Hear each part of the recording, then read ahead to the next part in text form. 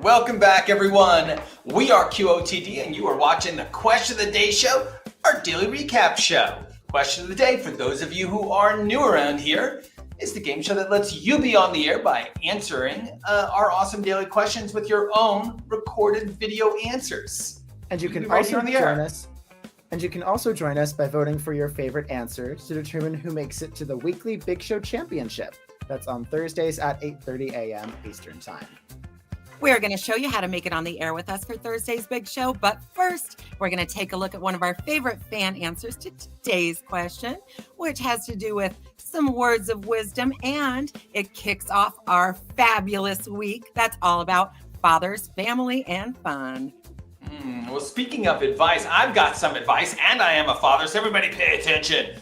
Go ahead and click the subscribe button. If you're on YouTube, you should subscribe because that way you get the QOTD announcements first before everybody else. It shows up in your inbox. It gives you a little bit extra time to think about and answer our QOTDs, and it will help you in that way to get on the air, maybe make it to the Thursday Big Show and be a big fat winner. Like Everyone want that, yeah. Well, without further ado, let's get into what is today's question of the day. Let's see. What's the best piece of advice you've received that you would like to share with the world? Other than to subscribe to QOTD, Exactly. of course. It's a good question. I think people have all advice I'd say is equally valid. Some people get those like very, proverbs that are very emotional that stick with them for life. And then other times it's like, hey, never forget your keys. But all very important in this thing we call life. I'm sorry, Reed, did you say that all advice is equally valid?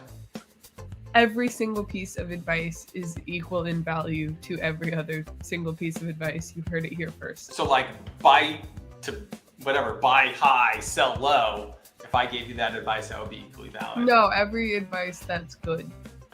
Okay. 100% agree. And I will be the judge of that. I'm the sole arbiter. All right. I like where this is going. Well, before we get into our own advice and present it for Reed to judge whether it's good or bad, we should first get into one of our favorite fan answers because we already have a lot of answers from across the world and we wanted to highlight a really great piece of advice. So receiving the honor of your awesome advice, we have Camille's answer. The best piece of advice that I've ever received is to be paying attention to every single car on the road. So 2 cars in front of you, beside you, and behind you. That's gotten me away from a lot of wrecks. I'm gonna say that's great. It's great advice. Always just being alert in general is very good. I like to drive with music on, and sometimes I have to remind myself, like, you're not in a video, you're not in a movie scene, you are operating heavy machinery. Yeah. I like car advice. I liked Camille's answer. I also got a piece of good car advice that I passed down to my kids, which was never let your gas tank get below a quarter tank. Always make yourself gas up at a quarter tank. But you can also view that very broadly. Like it's not really about a car. It's a metaphor for life. Just never let your gas tank get below a quarter full. Oh, right. So if your joy level is getting down there, right? It's just, yeah, exactly. Then, you got to take a break and fill up the joy tank. Life is a highway. Yeah. Also great advice. You know what? I'm going to give some car advice too. So when I was learning how to drive, my brother, for some reason, taught me how to drive. My brother Mike, who is just, an A+ guy. And he turns to me very seriously and he says, don't look where you don't want to go. Look where you want to go. And like I say, interpreted more broadly, that is advice for life. And I took it that way and I have followed it. And therefore, I now live on the beach with my big background. That's what happens. That's really good advice. Yeah, car advice. Yeah, anything is possible. Well, I, on a different note, got some food/general life advice from a friend's grandmother, which was always have bagels, chocolate, and some kind of special beverage in the fridge at all times. Well, you never know who's going to stop by. I guess that's one of the reasons, right? Never know who's going to stop by, and like when you have a bad day, if one of those 3 things can console you, you're not trying hard enough, frankly. But I suppose it's a good way to refill your joy tank when it's below a quarter full. Exactly. It gets That you at is least really good halfway. advice. Yeah, I mean, there are some answers trickling in, and trickling isn't quite the right word, but we're seeing the early answers, even though this was just announced. And I've seen some really great stuff out there, but people have interpreted this question. Generally, it's kind of what you're talking about, Reed, where it's a lot of life advice, how to be happier, what to value. Like relationships come up a lot. And people say contradictory things about it, where it's like, forget about your relationships. It's about what you think. And other people are like, no.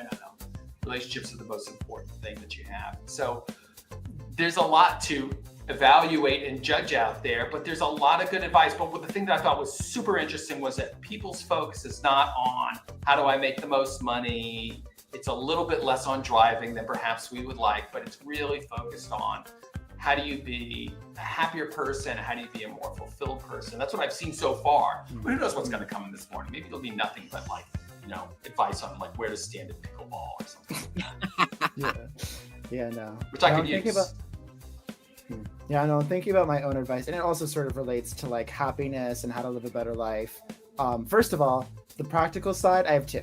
The practical side is if you're in New York City and you want to get anywhere on time, leave yourself twice the travel times. That way you can make sure you accommodate for like train delays, time to walk places, just that whole deal. Because traveling in the city, it's never certain.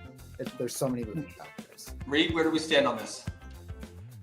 Yeah, I would agree. I never follow it though. I'm always like, I can make it in 20 minutes. I'm a fast walker.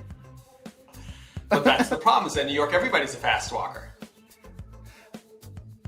You think you would get there early, right? In New York. Because everybody walks so fast. Yeah, I mean, sometimes. I think I'm a faster walker than everyone. I'm always like kind of trying to pass people, navigate through, but yeah, I mean, it's also like fine if you're a little late. But then you got to stop off and look in some shop windows, maybe stop off and get a hot dog. Exactly. There's a lot going on. Yes. Oh, and then I have another piece of advice quickly that I just thought of looking at my unmade bed in my bedroom. It is to always start your day by making your bed. I think I saw like some graduation speech where someone said this, but it's like if you start off your day by making your bed, it's like a good routine. And then when you like come home at the end of the day, you're like, I can just like lie down on a made bed. So it's I wouldn't swear to it, but I think that was actually a Stephen Covey quote. Stephen Covey wrote 7 Habits of Successful People and a bunch of other things like that. And I think that's where I first heard it. And it was like a study of people who went on to become successful in business and science and stuff like that. And I was like, their parents made them make their bed first thing in the morning and they stuck with it. Yeah, you've already accomplished something before you walk out the door. It's the first accomplishment of the day. You make your bed, you open the fridge, you say hello to your chocolate bagel, and then you go off and you conquer the world. That's right. Yeah. Well, fans, we can't wait to see the rest of your advice as it comes in. You've got 6 days left to submit your own answers for your chance to appear on our Thursday Big Show. That's our super fun finale. It's hosted by Keith, JJ, Reed, and I. We go over the best of the best videos of the entire week. We do it every Thursday morning at 8:30 a.m. on YouTube, Twitch, and right here at beyondtheair.com. To record your answer for that big show, you can go to beyondtheair.com and you can click the orange record button under the 24/7 live game stream.